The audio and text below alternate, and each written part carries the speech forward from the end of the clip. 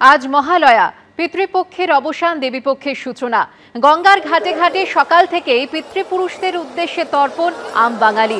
বাবুঘাট থেকে জাজেস ঘাট, সেই ছবি ধরা পড়েছে।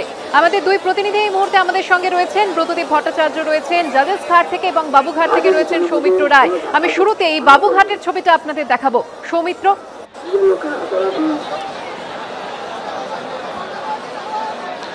সুপর্ণা, দেখো, শাস্ত্র মতে এই দেবীপক্ষের আগের যে কৃষ্ণ প্রতিপদ, সেই কৃষ্ণা প্রতিপদে মর্তধামে নেমে আসেন পিতৃপুরুষরা।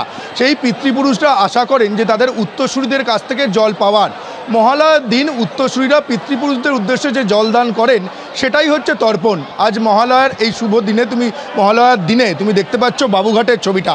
প্রচুর মানুষ রাজ্যের বিভিন্ন জায়গা থেকে, শুধুমাত্র কলকাতা না, বিভিন্ন জেলা যেমন বর্ধমান, বাঁকুড়া, বীরভূম, হাওড়া, হুগলি, বিভিন্ন জায়গা থেকে মানুষ দূর দূরান্ত থেকে এই বাবুঘাটে এসে তারা জড়ো হয়েছেন।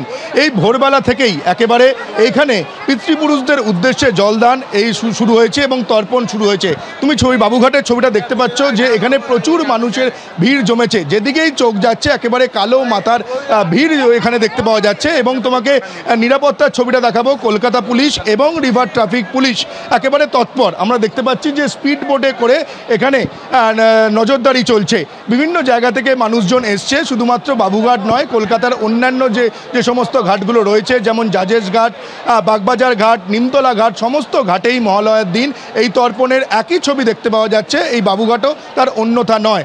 এবং এখানে দেখতে পাওয়া যাচ্ছে যে ছবিটা, এখানে প্রচুর দূর দূরান্ত থেকে মানুষজন জড়ো হয়েছেন, তারা পিতৃপুরুষের উদ্দেশ্যে জলদান করছেন।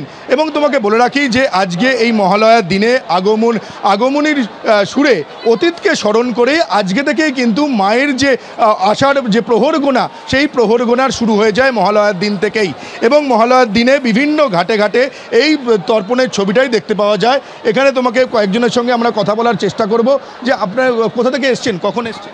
আমি সকালবেলায় এসছি, ওই 1 ঘন্টা হয়েছে। আমি এসছি মৌলালি থেকে। এই বাবুঘাটেই আছে? প্রত্যেকবারে বাবুঘাটে আসা হয় না, বাড়িতেই করে নিই। এবারে একটু অসুবিধা হয়েছে বলে বাবুঘাটে আসতে হয়েছে। প্রচুর মানুষের তো ভিড় এই বাবুঘাটে, অ্যারেঞ্জমেন্ট কেমন? অ্যারেঞ্জমেন্ট ভালোই আছে, সিকিউরিটিও ভালো আছে, কিন্তু মানে প্রচুর ভিড় হচ্ছে এখানে, মানে তর্পণ করাটা একটু অসুবিধা হয়ে যাচ্ছে। তুমি শুনতেই পেলে এখানে মানুষজন যেমনটা বলছে যে এতটাই ভিড় রয়েছে যে এখানে তর্পণ করতে কিছুটা হলেও সমস্যা হচ্ছে, কিন্তু তবুও মানুষ ধৈর্য ধরে এই বাবুঘাটে তাদের পিতৃপুরুষদের উদ্দেশ্যে জলদান করছেন। একেবারে সৌমিত্র, সেই ছবি আমরা দেখতে পাচ্ছি, ভিড়ের সেই ছবি আপনারা দেখছেন। জাজেস ঘাটের ছবিটাও দেখাবেন আমাদের প্রতিনিধি ব্রতদীপ ভট্টাচার্য। ব্রতদীপ, ভিড় তো রয়েছে, কিন্তু পুলিশ প্রশাসনের তরফ থেকে কি ব্যবস্থা রাখা হয়েছে?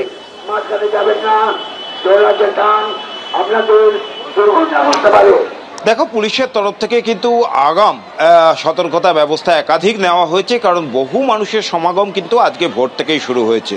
পিতৃপক্ষের অবসান এবং এই পিতৃপক্ষের সঙ্গেই বাঙালির বছর ভরের অপেক্ষারও কিন্তু অবসান আজ থেকেই। মহালয়ার ভোর হতে না হতেই বীরেন্দ্রকৃষ্ণ ভদ্রের কণ্ঠে আশ্বিনের শারদপ্রাতে যেই মুহূর্ত থেকে বাজতে শুরু করছে বাংলার অলিতে গলিতে, তার আগে থেকেই কিন্তু শহরের এই ঘাটগুলিতে মানুষের ভিড় জমতে শুরু করে। আর বেলা যত বাড়ছে ভিড়ও কিন্তু ততই বাড়ছে। আর সেই ভিড় সামাল দিতেই কিন্তু কলকাতা পুলিশের তরফ থেকে একাধিক ব্যবস্থা নেওয়া হয়েছে। আমি আমার ক্যামেরার সহকর্মী প্রীতমকে সেই ছবিটা দেখাতে বলছি।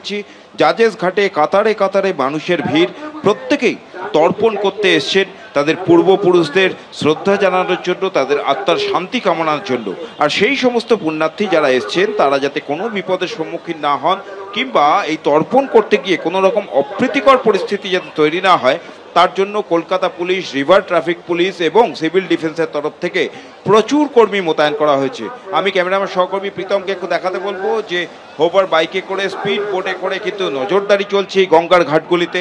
সিভিল ডিফেন্সের কর্মীরা তারা অনবরত মাইকিং করে যাচ্ছেন। দেখতেই পাচ্ছ জাজেস ঘাটের সামনে সেখানে দড়ি দিয়ে একটি সীমারেখা টেনে দেওয়া হয়েছে, কারণ সেইখানেই কিন্তু ঘাটের শেষ এবং সেইখান থেকেই নদীর গভীরতা অনেকটাই।